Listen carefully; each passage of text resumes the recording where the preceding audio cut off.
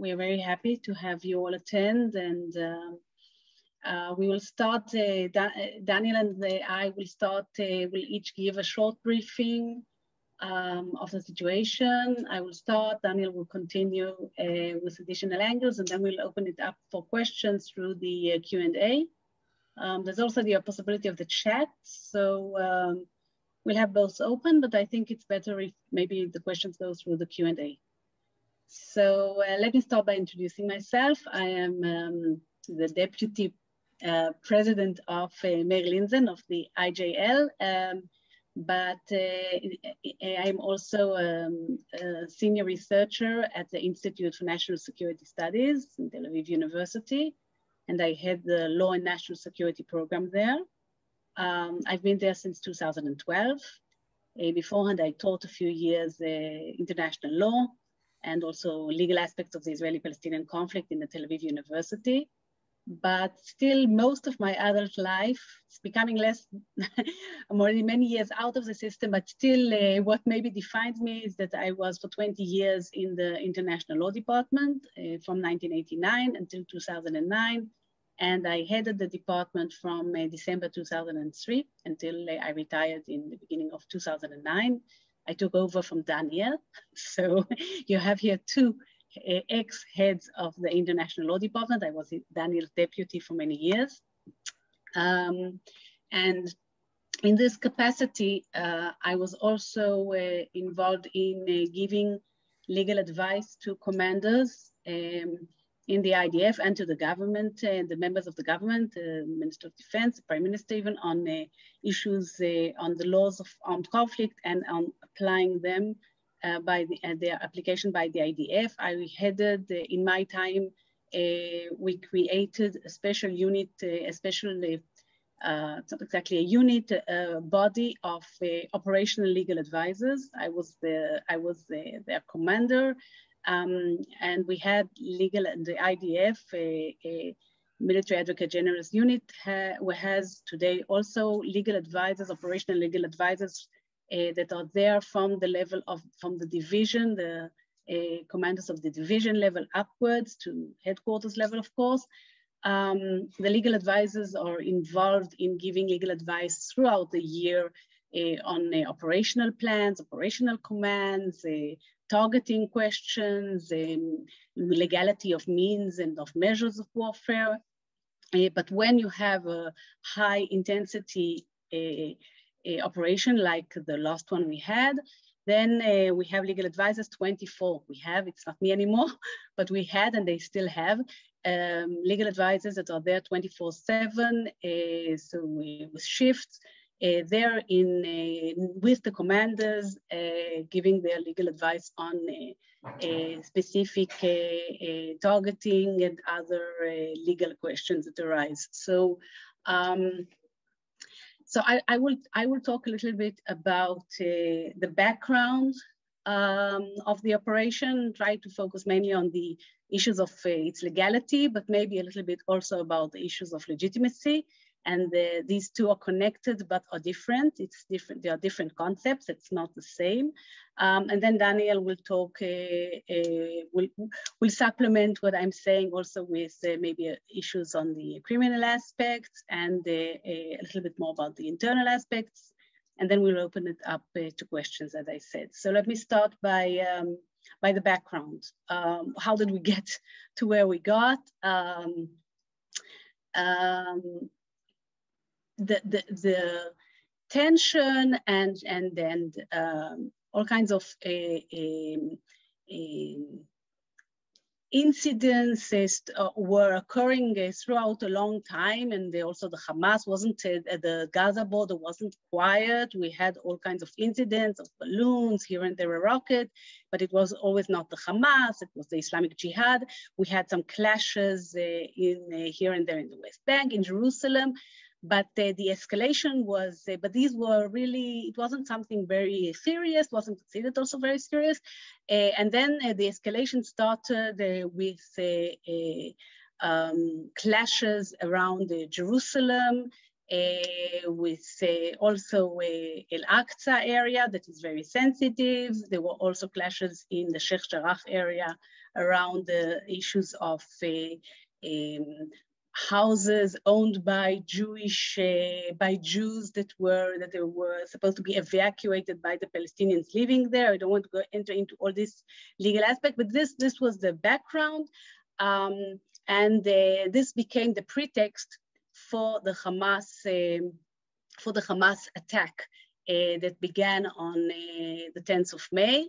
But what really stood behind it is, and here we have to understand a little bit the internal politics of the Palestinians. There were Abu Mazen, Mahmoud Abbas, the head of the Palestinian Authority, declared that there will be elections for the Palestinian actually, he declared it a state, and it was these were elections for the organs of the state, and eventually also to the PLO. The Hamas, this was after many months, even years of negotiations between the Fatah and the Hamas. The Hamas wanted these elections very much. Abu Mazen at one stage understood that he's going to lose the elections, not only because of the Hamas, but because there were many fractions inside the Fatah, and decided that the elections actually were supposed to be held on the 22nd of May, that's yesterday. And he decided to cancel the elections. The pretext he gave was that Israel didn't agree to hold the negotiations in Jerusalem. It's not accurate. Israel actually didn't give any official answer. This was an excuse. He was afraid to lose. The Hamas, who hoped that through the elections, they will reinforce their position and gain control over the Palestinian political system, needed to find a different avenue to do that. And then, as I said, the clashes in Jerusalem that did not lead to any, there were no casualties. There were some clashes between rioters. The police used the sound bombs and the tear gas. It wasn't anything really very serious, no casualties. There was nothing also that happened in the Gaza Strip. On the contrary, 2 days before all this began, the Hamas got a big sum of money from Qatar and actually there were a lot of projects that were coming to an end of reconstruction from the 2014 operation. And then the Hamas decided to react to this pretext of clashes in Jerusalem by firing rockets at Jerusalem, something they never did before. And this led to a reaction by Israel, and this led to the Hamas starting to fire rockets. In the first 24 hours, 1,500 rockets were fired towards all of Israel, not only the southern part of Israel, the center part of Israel, Tel Aviv, all the central areas of Israel. And then the IDF again responded with fierce attacks in the Gaza Strip. I will speak later about what was targeted there. And this continued, the Hamas continued to fire rockets, and this is how we got to this 10 days of constant firing and military activity from both sides. The Hamas fired over 4,000 rockets towards Israel. 600 rockets actually fell short and fell inside the Gaza Strip. And actually some of the civilian casualties in the Gaza Strip were the result of the Hamas rockets that fell inside Gaza. Israel there were hundreds of direct hits in Israel, but Israel managed to intercept almost 90 or over 90% of the rockets that were going to fall in inhabited areas were intercepted by the Iron Dome system. In addition, we have sirens, we have shelters. So fortunately, there were not many casualties. There were still 12 fatalities and many dozens, scores of people that were injured physically, and of course, hundreds of people that were injured mentally, with anxiety. But all in all, the Hamas didn't manage to really cause much loss of life, at least on the Israeli side. It did shut down the country, schools, the shops, the businesses. Most of the roads were empty. This was the situation in the 10 days. Israel responded, as I said, with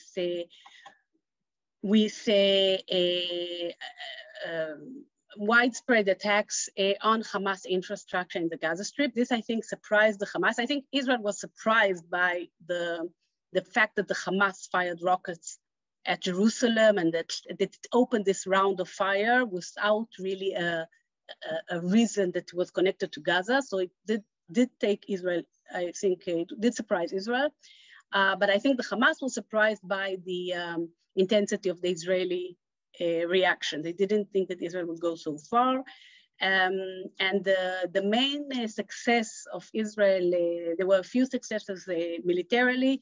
The main one is that Israel managed to, the IDF managed to destroy a lot of the underground tunnel, what is nicknamed the metro of the Hamas, the underground tunnels in the Gaza Strip, which were an essential part of the Hamas military strategy, because whenever there's an operation, they go underground. And if, of course, there's a ground operation, they are operating underground. It's very difficult to identify them. They feel very safe there. And Israel really managed to destroy a lot of this, over 100 kilometers of tunnels. And also this means that also they cannot feel safe also underground. Israel also managed to thwart other Hamas potential attacks, whether by unmanned aircraft. There were also kind of torpedo, submarine kind of potential weapons that were also, they didn't succeed. They didn't succeed in any way to enter into Israel. So militarily, I think Israel had the upper hand.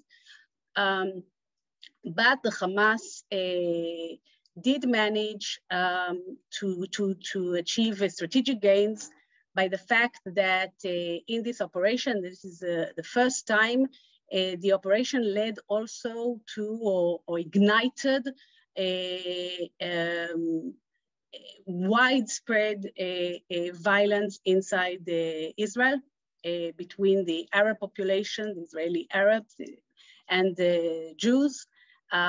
This is a very, very worrying development, first of all, internally for Israel, but also when you look at Hamas, this is, of course, they perceive it as an achievement that they are not only representing now the Gazans, but Palestinians at large, and not only in West Bank, but also in East Jerusalem, and not only in East Jerusalem, but also in Israel itself. So one of the strategic imperatives of Israel is to de-link this, not to let them have any links to what's happening outside the Gaza Strip. Now a bit about the legality of it. So I think when you look at the legality and legitimacy, so Israel had a good reason to start. It was clear that Hamas started, and in the beginning, Israel also enjoyed enjoyed the legitimacy. But once the widespread attacks began and the pictures of the destruction in Gaza and of the civilians killed and children running between the bodies of their parents, and these are the pictures that Hamas immediately manufactures and takes out, or making it very difficult on the legitimacy front. But when it comes to legality, we have to understand, and here I will go back to my role as being in charge of the operational legal advisors, that there are legal advisors there, and not only that, the laws of armed conflict are incorporated inside the operational plans, inside the operational commands. They already incorporate the law and the principles of international law, IHL, international humanitarian law, or laws of armed conflict, it's the same term. And the main principles are the one of distinction, proportionality, and the obligation to take precautions.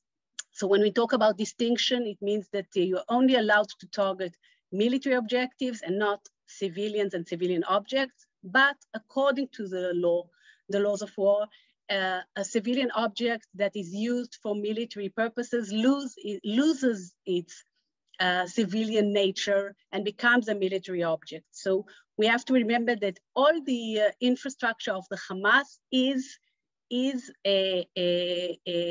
situated in civilian infrastructure. But once such civilian infrastructure, whether it is homes or schools or mosques or hospitals or clinics, is used, they become military objectives. Hospitals have a special protection, but even hospitals can be attacked in certain circumstances. And then it is allowed to target these buildings or this infrastructure. It is not a war crime. It is allowed by the laws of armed conflict. The same with regard to persons.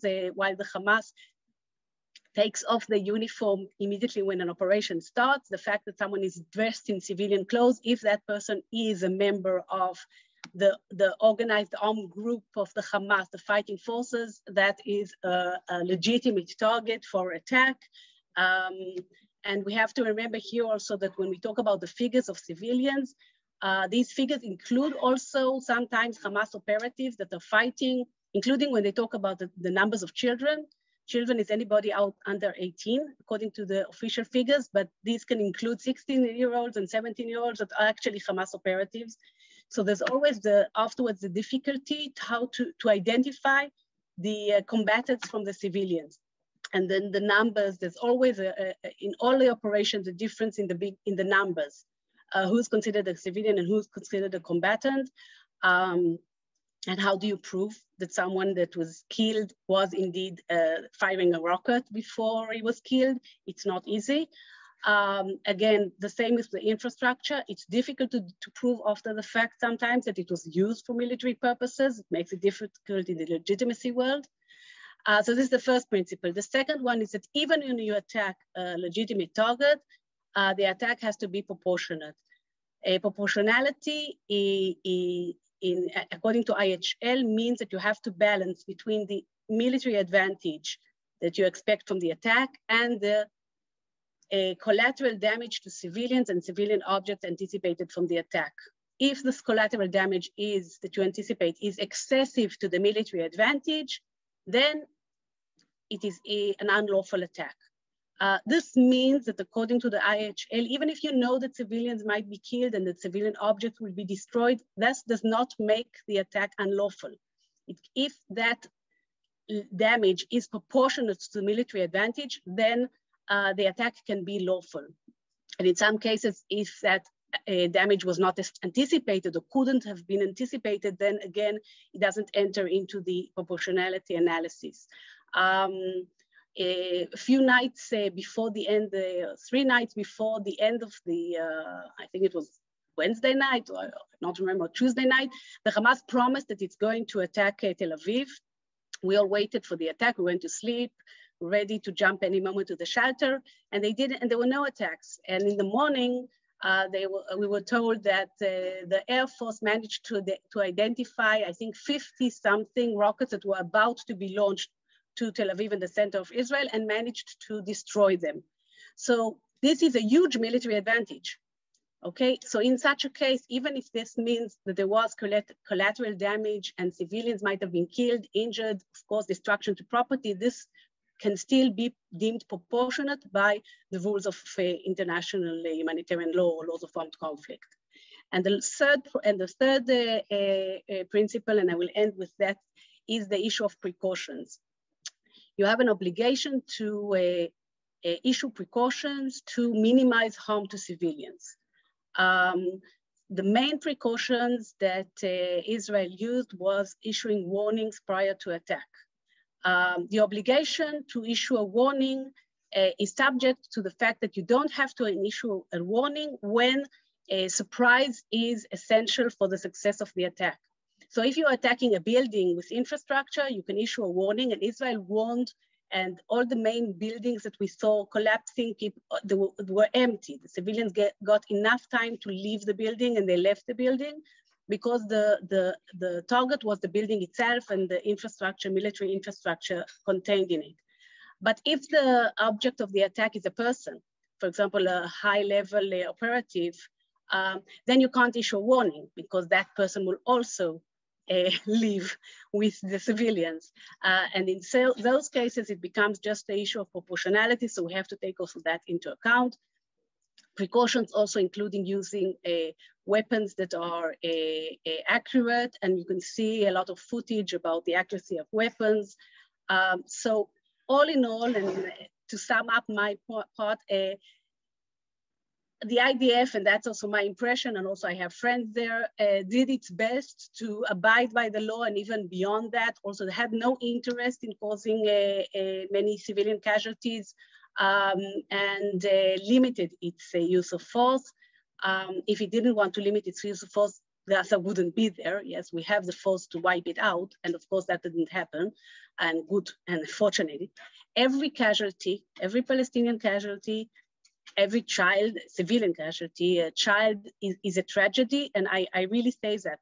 I really feel sorry for the Gazans, but the fact is that the Hamas uses them as shield, operates from there, and leaves no choice but to lead to a harm to their homes and to their lives in some cases, because that's the only way that you can attack military targets of the Hamas in Gaza.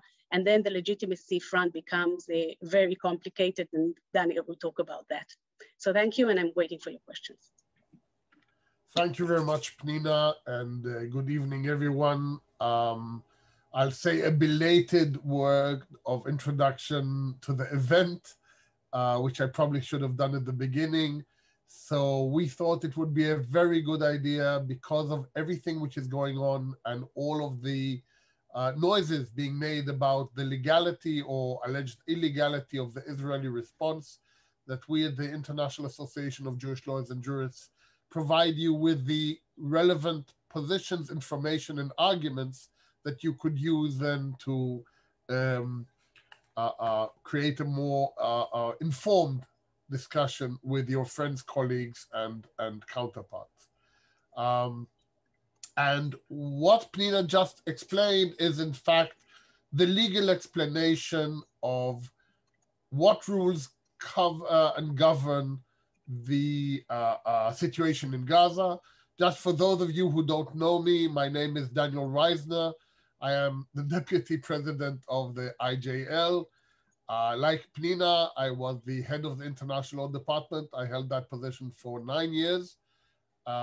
I spent another 20 years of my life as a peace negotiator. So, and Pnina did that as well. So we both have had a sort of a war and peace career behind us. I have been a teacher in academia for the last 22 years on international law and human rights related issues. And I'm a partner at Herzog. So as you can see, I have a lot of different links to this event. What I thought would be useful for me to focus on would be 3 separate aspects. First of all, I wanted to say a few words about the various allegations which have been raised in the media, primarily in the media, relating to alleged illegality of Israeli activities, and I want to explain something. Secondly, I wanted to say something about how the wars are currently fought and what are the goals of both parties and how that is reflected in activities on the ground. And third, I would like to speak about potential consequences. So let me start first of all with the issues of being raised currently against Israel. And I think I can summarize them in the following. First of all, I have on more than one occasion been the subject of an argument saying that the Israeli response was disproportionate. They only fired rockets at you, almost none of them hit, very few of you were injured or killed, and yet you bomb their cities and you kill and injure lots of them. So there are several different answers I can give to them. The formal legal answer, which is not the focus of my response, I don't care about that formal legal answer, is that in warfare, you are not required to do a tit-for-tat response in warfare. That is a common misconception led by journalists and people who have no background in international law. But in warfare, if an enemy in a war attacks you with 10 missiles, you're not limited to 11 in your response. You can fire back with 50, and that is totally legal. So the idea of the fact that Israel has more power somehow being a problem is an invention of the other side, and many people are picking up on it because it seems to make sense that there should be some kind of proportionality in response. It's just not a real rule. It's an invention. But that's, for me, not the important part. The important part, and on this I want to piggyback on the end of Pnina's last statement, Hamas famously and intentionally places all of its military targets within civilian protected locations. And thus they create the following dilemma.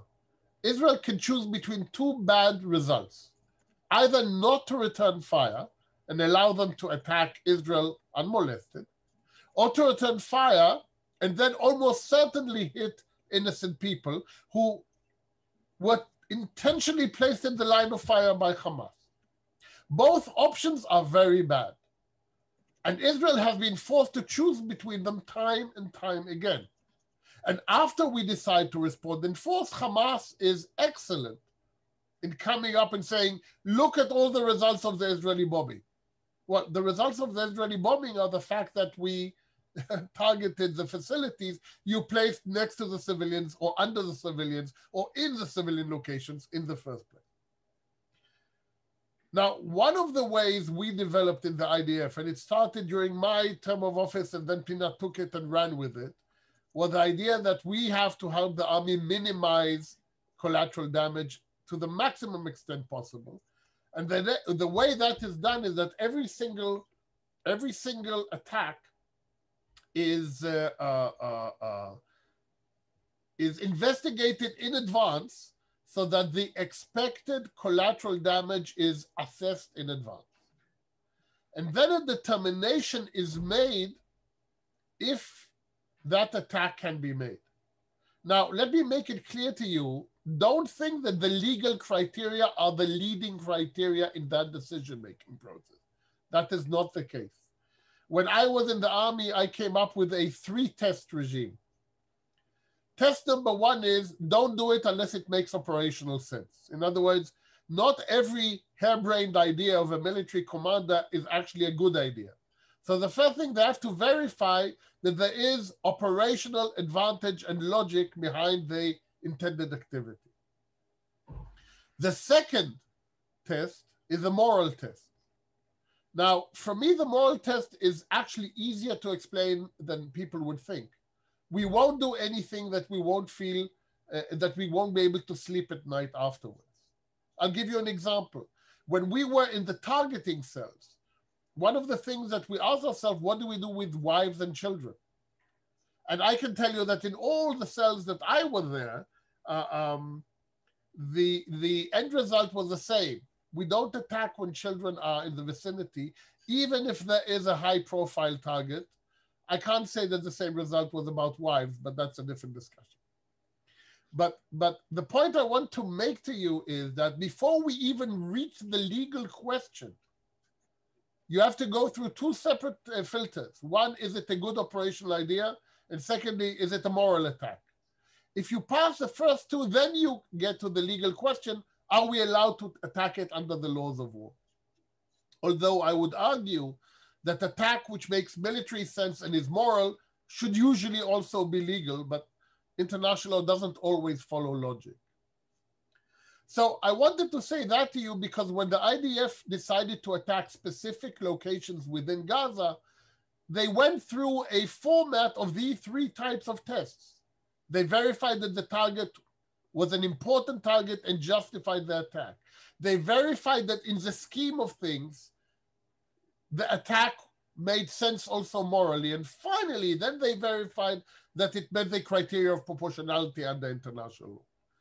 And if you compare that to what Hamas was doing at the same time, which is intentionally targeting civilians by attacking them without obviously taking any precautions, etc., then the disparity becomes very clear.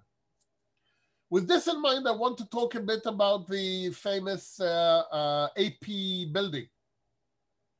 because one of the arguments that I encountered, actually, when I gave a briefing to the foreign press, including AP, was that we targeted the building because it was a media building. So neither Pnina and I are currently serving, but we did talk with our colleagues in the military and we got the information. And I can share with you that I heard AP saying that they'd been in the building for 15 years and had never seen any sign of Hamas activity. And then we talked with the IDF, and I tell you, the IDF said that there was a secret Hamas intelligence unit in that building. And I actually tend to believe both parties. I'm quite confident that that building was being abused by Hamas, because that is exactly the modus operandi. That is what they do. They find high profile, relatively protected locations and put their best units there so that they will be potentially immune from attack. And I also believe AP that they were unaware of the fact that their building was being used for such purposes. With that in mind, I want to move, and I just brought these as some examples of issues which have arisen in other interviews I've done, which you may want to be able to know how we respond to them. The next issue I want to talk about, however, relates to the fact that modern warfare is no longer fought in the battlefield. The battlefield is one of the fronts, but modern warfare is fought no less than that in the media. And in reality, in the long term, it's the media war which determines who is the winner and who is the loser. Because when you look at this operation in 3 or 4, 6 or 5, 6 months time, and you go online and Google it, the winner and the loser, the good guys and the bad guys, will be decided on the basis of what you find online, what you read in articles, etc. Now, I have to say, while Israel handled itself, I think, admirably on the battlefield and tried to minimize collateral damage in as much as possible, I think we failed miserably on the media front. The IDF spokesperson talked to the Israeli public and explained to the Israeli public about what's going on in Israel. But for the international audience, there was a total lack of organization. There was no coordinated presentation, and there was no formal face of the state of Israel who could counter all of the malicious and vicious attacks which Israel suffered. And I think this was really badly managed. And this is something in the past we were very good at, but I assume that the reason this did not occur today is because of the political squabbles inside Israel prevented someone from taking a front position on this. And for me, that is a significantly bad development, because losing the media war can have extremely bad long-term consequences. And with this, I want to connect to what's going to happen next. Some of you may have already heard me on the issue of the International Criminal Court investigation into the so-called Palestine issues. In December 2019, the current prosecutor of the International Criminal Court, Fatou Bensouda, said that she had completed a preliminary investigation and had come to the conclusion that 4 separate forms of war crimes had been committed in the West Bank and Gaza. And these included Israeli military responses to missile attacks, rocket attacks from Gaza, and Israeli military responses to riots along the fence, along the border with Gaza. They also included, of course, the Hamas and Islamic Jihad rocket attacks themselves, and the Israeli settlement policy in the West Bank. Now, the prosecutor has already said that she will also consider reviewing the practices of the parties in this recent event. And I say that because the fact that Israel did not actively and effectively pursue the media component brings with it the immediate result that the prosecutor will find ample discussion supporting her in the argument that Israel did something wrong. Even if we did absolutely nothing wrong, when you go and Google it, if all you find is everyone thinks Israel is the bad guy, people like the prosecutor can use that as a basis for continued investigation. So that is a potential extremely negative consequence of Israel not playing effectively on the media front, on the public opinion front.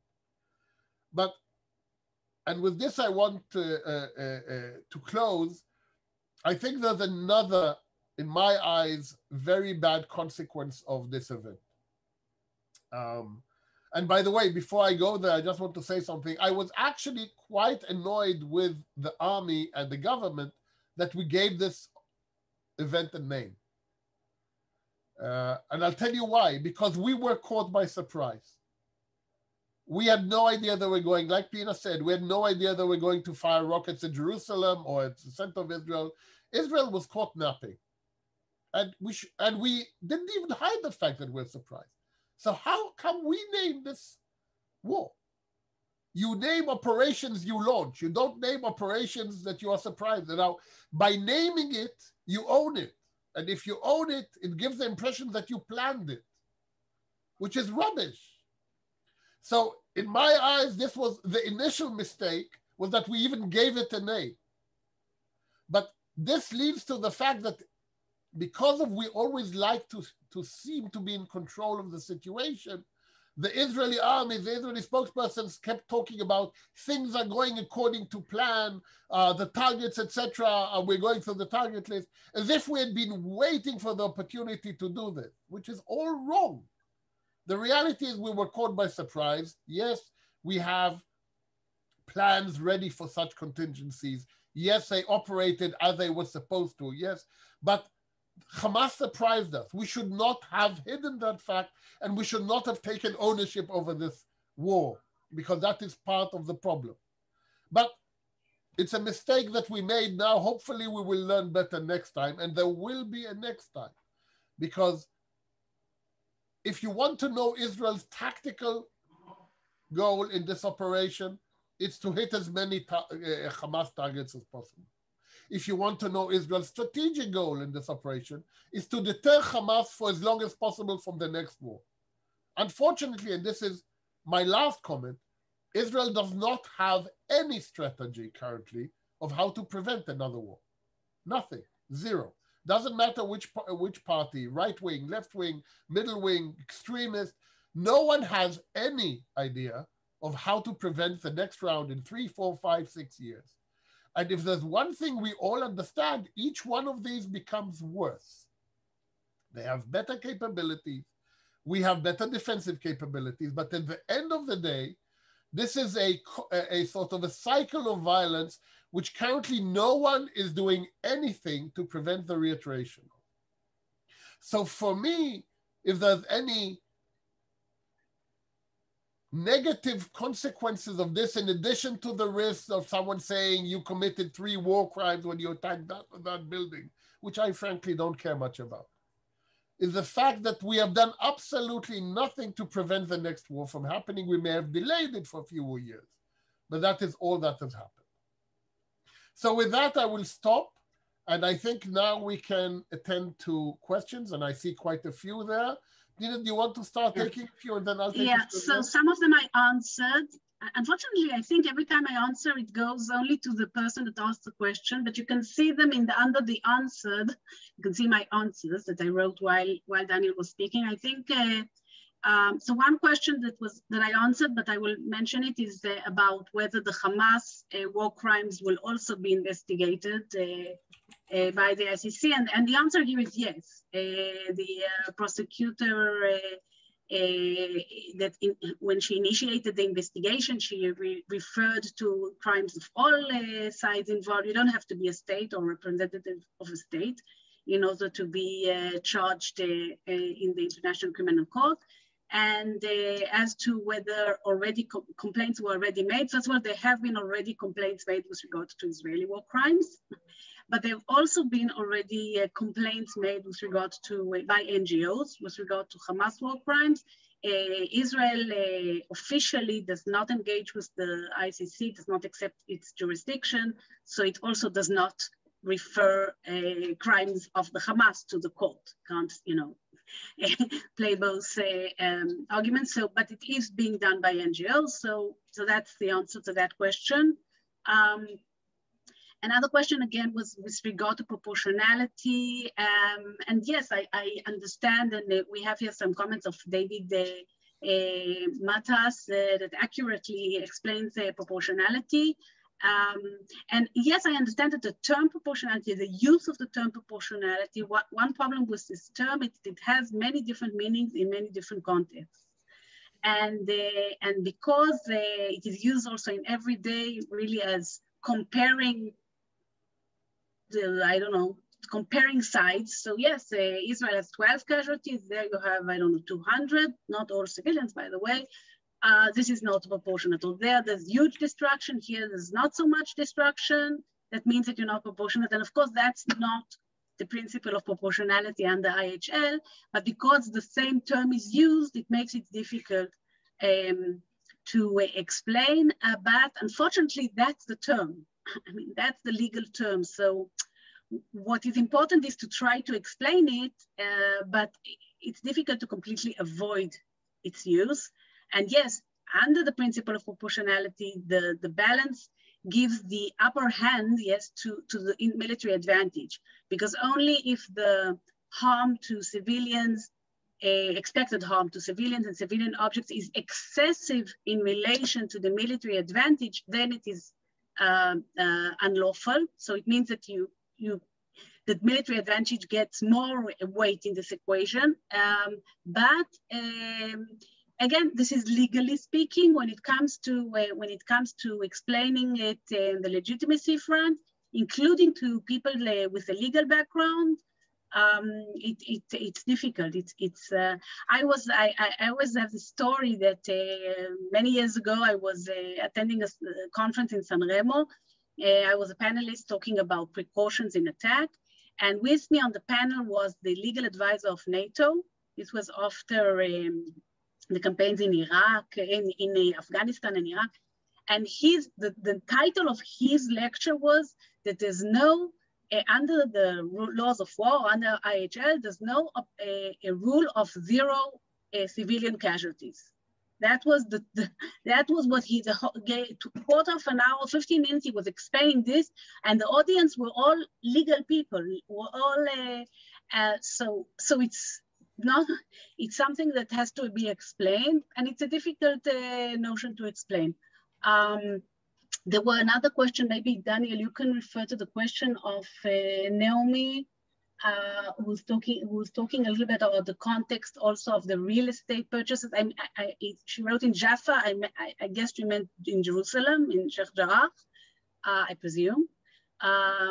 Although we also have maybe clashes in other parts of Israel that are also somehow related to this, but I guess that's and maybe you can talk a little bit. We didn't talk so much about the internal, what was happening internally in Israel. Okay, so I'll add on a few more points to what Pnina just said. And I want to stress the issue of proportionality, and I take the note that some are making that maybe it's not a good term, but it's the one being used by everyone. Some pictures are difficult to explain. So for example, destroying, and someone asked the question, destroying an entire building because there's a unit there, when all the rest of the building is civilian, does that make sense? And the answer is, I will only know if I had all of the intelligence information that the IDF had before they launched the attack. Because the way it's supposed to work is as follows. You collect all of the intelligence so that you know what the target is, and then you assess its importance. The more important the target, the more you are allowed to do, even at the risk of civilian damage or casualties. So I can only assume, because I do not know what the exact intelligence was, that the target was important enough to justify destroying the entire building. If that was not the case, then that would be a problem. If it is the case, then it's not a problem. The only issue is that there's no way to make the information public. And in fact, that leads us to a good connection to all the questions relating to potential future war crime investigations. One of the greatest problems with the International Criminal Court is that it has absolutely no mechanism for confidential information. So for example, let's say Israel has a secret source of intelligence with respect to Hamas, and we use that to assess the legitimacy of targets. What is the expectation if there's an investigation in the International Criminal Court that we share that ultra secret intelligence source with the prosecution and the judges of the International Criminal Court who are in effect political appointees by their governments? Is that the idea?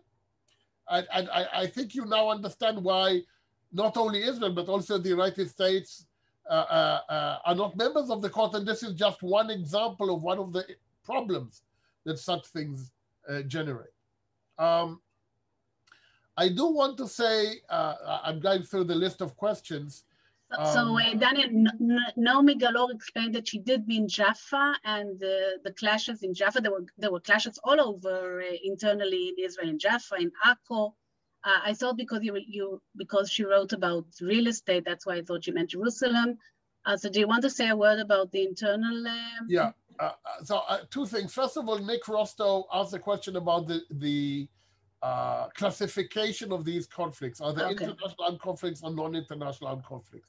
Nick, I'll tell you the truth, we don't know.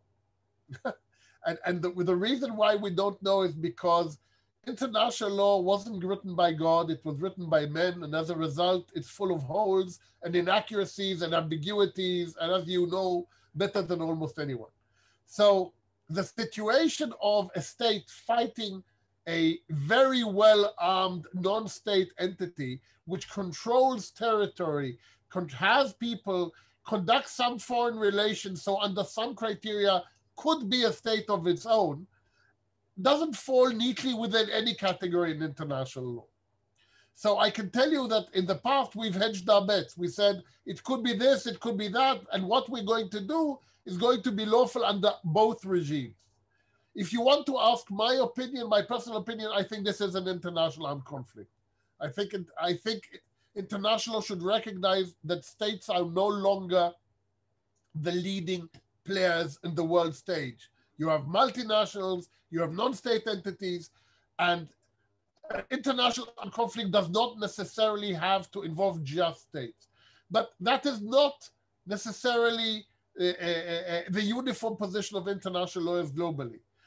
The good news in this respect, however, that there is general agreement that with respect to targeting, for example, of enemy belligerents, the rules are primarily the same. So whatever Pnina said about proportionality and distinction and precautions in attack, you have to do that in any event. Doesn't matter what the classification of the conflict is. So that isn't necessary. But if you want my personal opinion, I would call it an international armed conflict.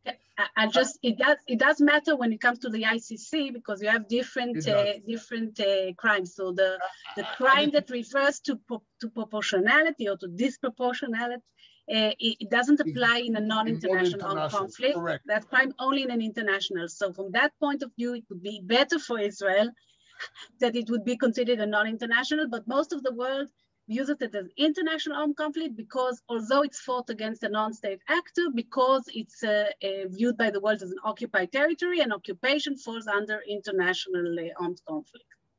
Absolutely. And now to Naomi's question, another horrible side effect of all of these events, but it goes further than the recent operation or war, whatever you want to call it, is that over the last year with COVID-19 and the lack of success in establishing a stable government, etc., a lot of the seams in the Israeli existence are being teared open. So we have huge divides between religious and secular Jews, between right and left, between minorities and Jews. And all of these are being torn open because of the internal instability. And then we got this war, and Hamas connected it to Jerusalem And this created a really unprecedented situation whereby the Arab population of Israel almost rose up in a civil war. And there were numerous locations in Israel where it was unsafe to travel because Arab rioters could kill you for about 4 days. Now, these are words which Israelis have not uttered since the civil war side of 1947-48. So when the news would say that now Arab, the word in Hebrew is porim. I don't even know how to translate. Rioters. No, it's not rioters. Porim is much stronger than rioters. Yeah. Is Arab? It's somewhere close to terrorists. The Arab militants on the roads, so don't travel to those parts of Israel. That, for me at least, immediately evoked a totally different period in Israeli history. And I can tell you that if there's one thing that we now realize is that if we do not resolve our internal differences, these external events will just make us drift further apart. So, and people have asked what can be done in the future, what type of strategy can be adopted in order to prevent a future war. So let me start by saying what we can't do. As long as Hamas's ideology is all about destroying the state of Israel, we cannot force them into a dialogue because they are not interested. Now, that being said, I think there are two things we can do and we should do to decrease our capability of doing this again. Number one is we need to work on strengthening our internal coalition between religious and secular, between right and left, between Arabs and Jews. All of these things have to be addressed so that we are more unified than we were in these last events, because these last events, for me, those were the most horrible parts of Israeli society.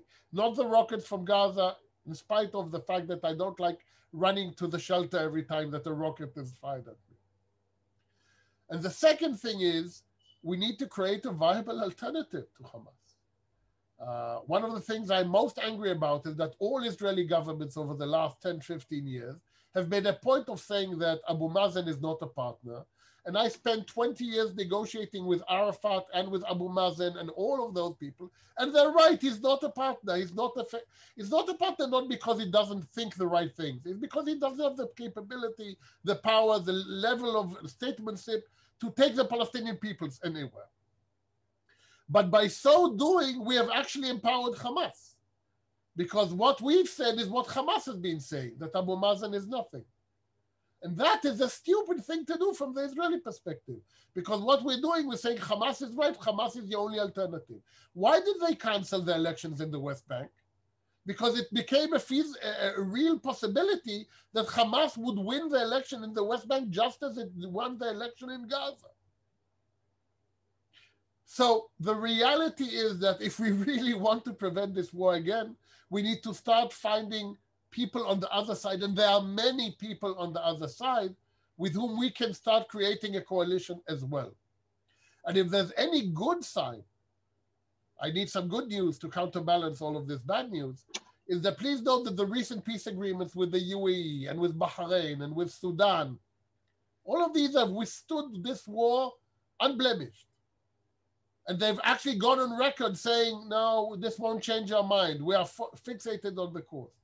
So these are just examples of the fact that you can make stronger ties in the region in spite of the fact that there are lots of crazy people around who want to destroy everything.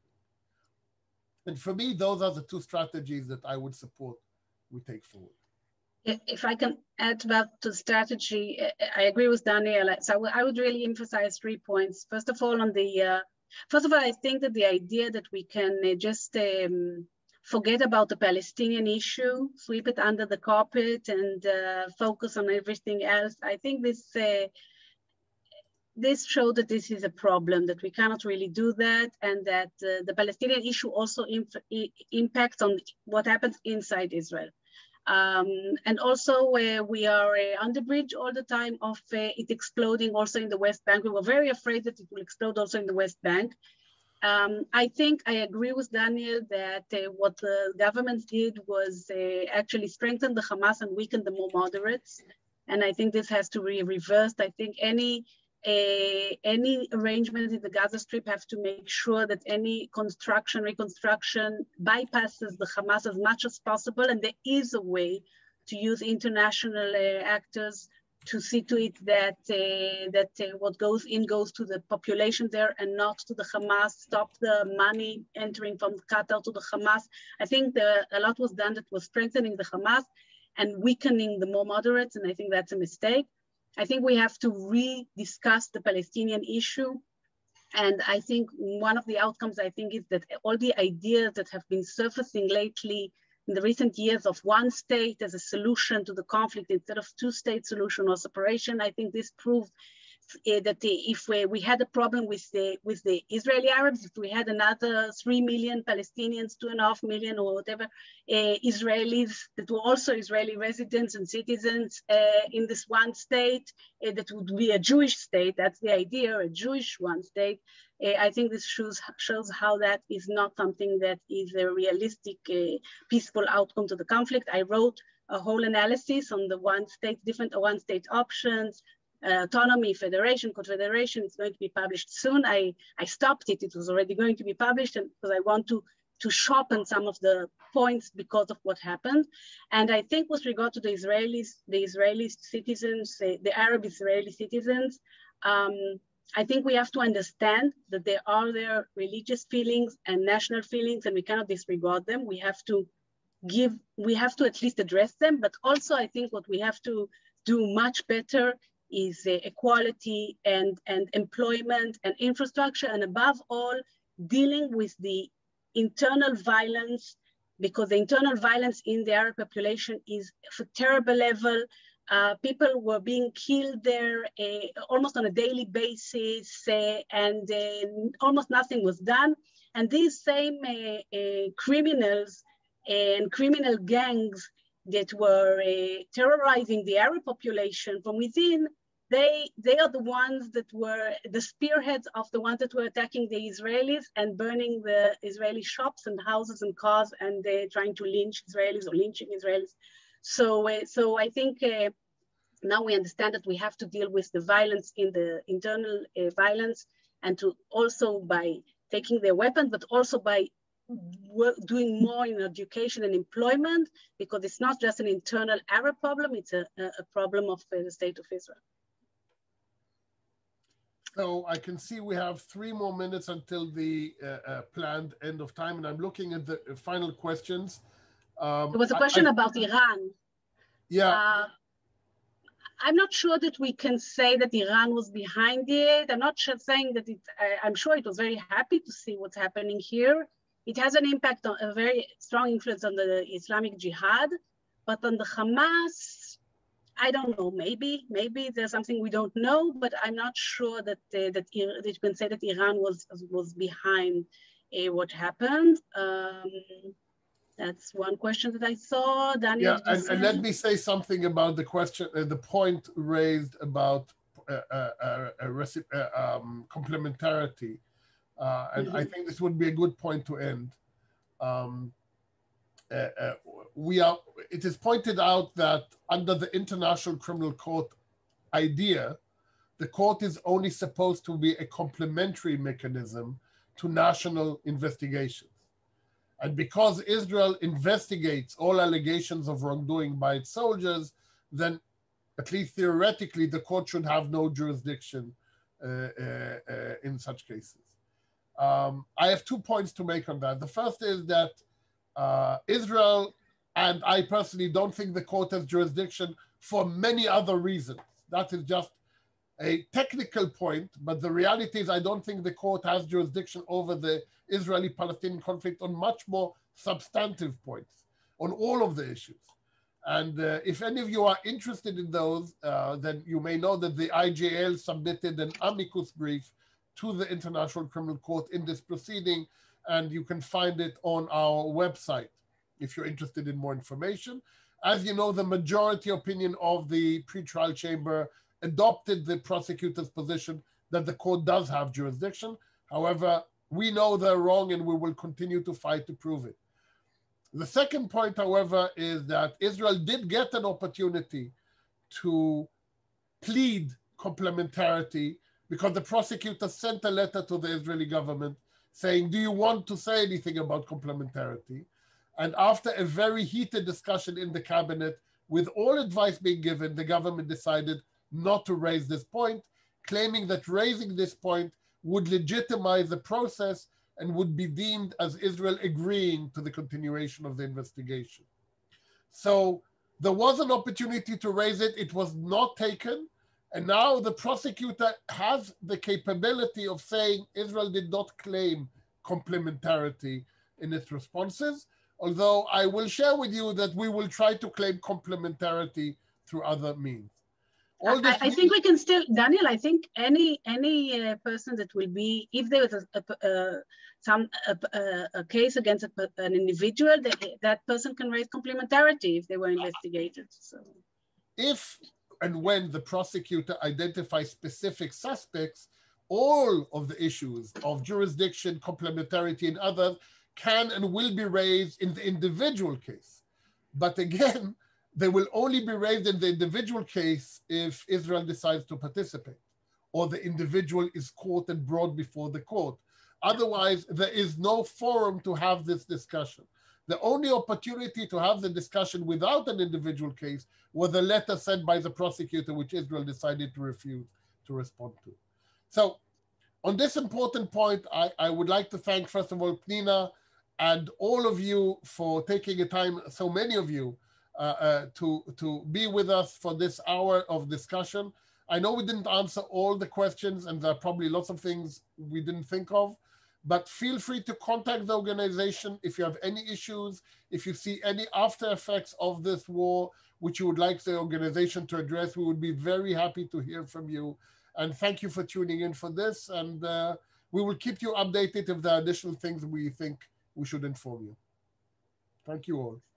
Yeah, thank you all, and you can send us questions also afterwards to the IJL, and I also put on the chat an interesting article about the attack on the media, the building of the media, and so let's hope that we will enjoy a peaceful rest of the year, and also health to everybody. I hope the coronavirus will also be behind us all, and we will meet in person hopefully soon. Bye-bye, and thank you.